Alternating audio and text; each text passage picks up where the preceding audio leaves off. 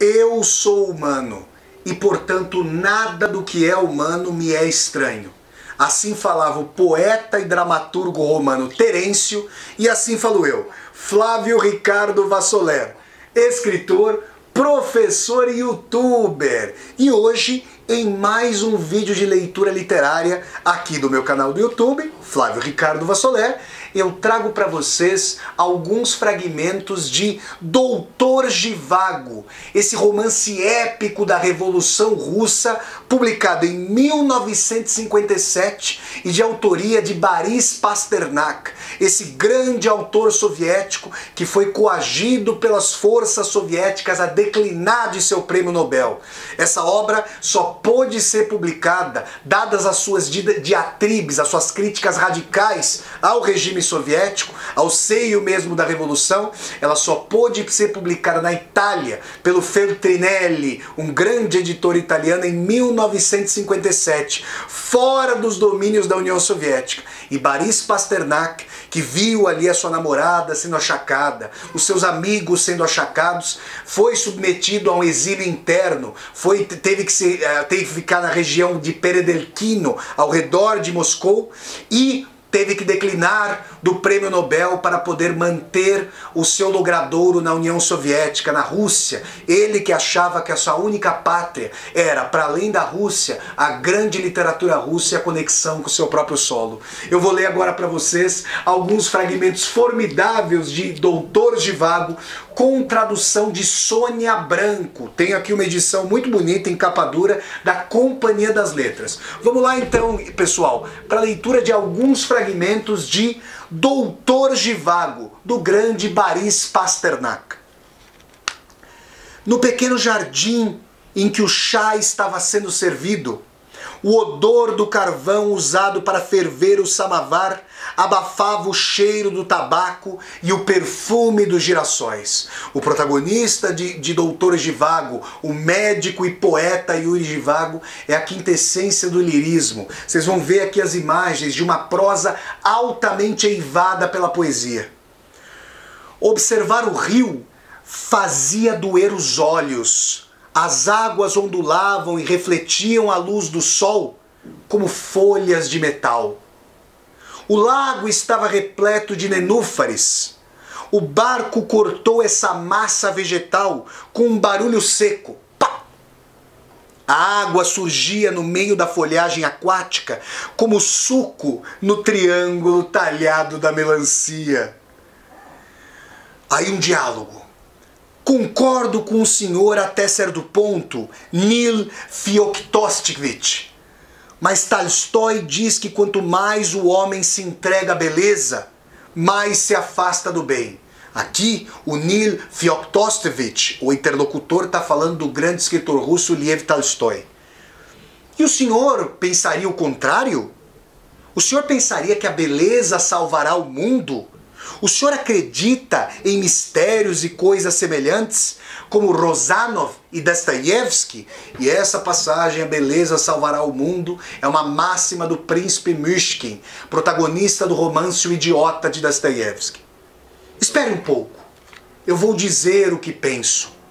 Eu penso que se fosse possível deter a besta que habita o homem, com ameaças como a do cárcere ou do castigo além-túmulo, tudo isso pouco importa. Então, o emblema mais elevado da humanidade seria o domador de circo com o chicote e não o pregador e seu sacrifício. Menção aqui, claro, a Jesus Cristo. Mas justamente o que, ao longo dos séculos, levou o homem acima da besta e o conduziu tão alto não foi o bastão, e sim a música, a irrefutável verdade desarmada, a sua força de atração. Até hoje se considera que o mais importante no Evangelho são as máximas morais e as regras contidas nos mandamentos. Para mim, o essencial é que o Cristo exprimiu em parábolas tiradas da vida corrente, pois esclarece a verdade moral à luz do cotidiano. No fundo disso, há a ideia de que os laços que unem os mortais são imortais e que a vida é simbólica porque possui um sentido.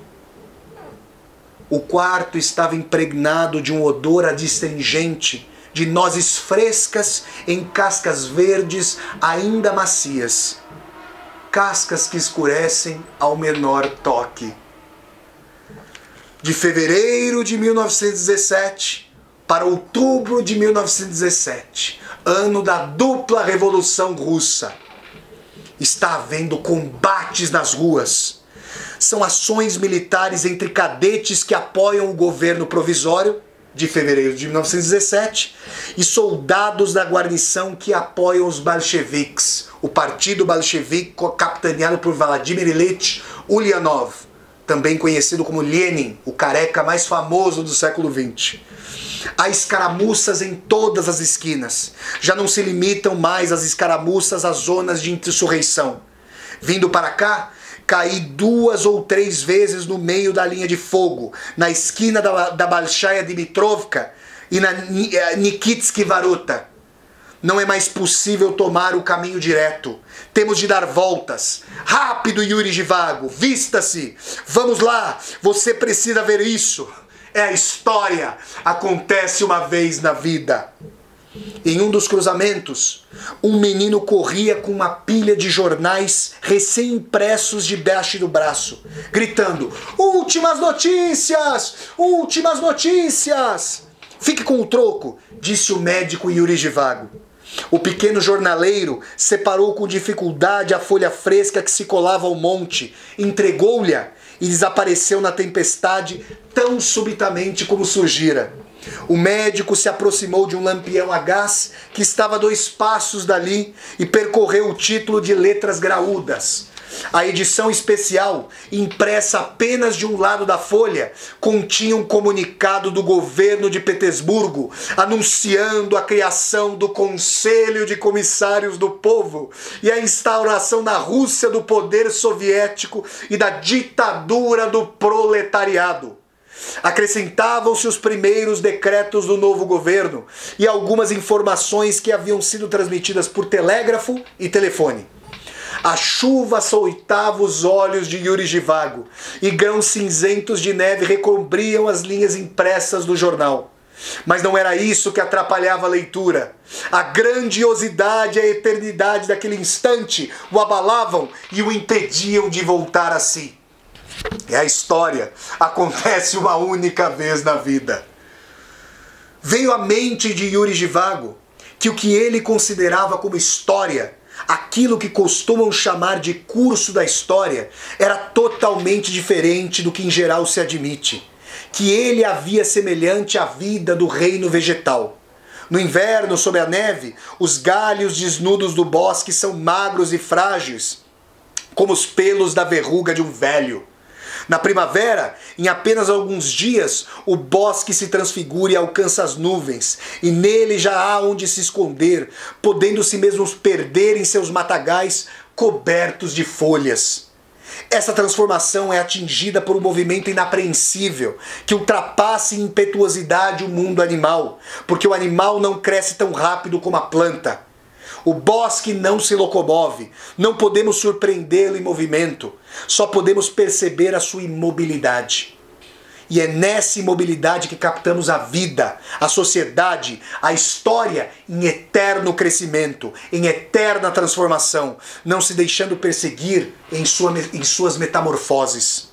Lev Tolstói, mais uma vez menção a esse grande autor russo, não levou o seu pensamento até o fim. E aqui Pasternak está falando de um trecho em que Tolstói, em Guerra e Paz, discorre sobre a história. Quando negou o papel de promotor a Napoleão Bonaparte, a agente da história Napoleão Bonaparte, aos governantes e aos chefes militares. Tolstói pensava exatamente a mesma coisa, mas não exprimiu seu pensamento com clareza. Ninguém faz a história, ela não é visível, assim como é impossível ver a relva crescer. As guerras, as revoluções, os czares, os Robespierre são seus estímulos orgânicos, o fermento da história. As revoluções produzem homens de ação, fanáticos maniqueístas, gênios limitados. Em algumas horas ou dias, eles derrubam a velha ordem.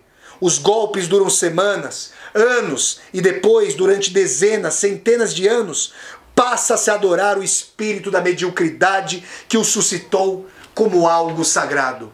Pessoal, esses foram trechos de prosa altamente poética, de uma prosa eivada de história, de crítica, de questionamento, de ímpeto, do romance Doutor Zhivago, essa obra-prima que rendeu o Prêmio Nobel a partir de 1957 ao grande escritor soviético Boris Pasternak.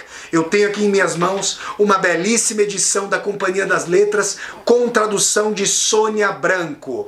Se vocês gostaram de mais essa leitura literária, novamente russófila, aqui do meu canal do YouTube, eu peço que vocês deem um like no vídeo, curtam esse vídeo, compartilhem o vídeo pelas demais redes sociais para que nós possamos chegar cada vez mais e mais pessoas. E deixem também os comentários de vocês no corpo desse vídeo aqui embaixo para que eu possa conversar com vocês. E se você está chegando ao canal pela primeira vez, seja muito bem-vindo e bem-vinda. Eu peço que você se inscreva no canal, toque a sinetinha para poder receber as notificações e seja sempre bem-vindo e bem-vinda às leituras do canal. Até a próxima, pessoal, e tchau, tchau!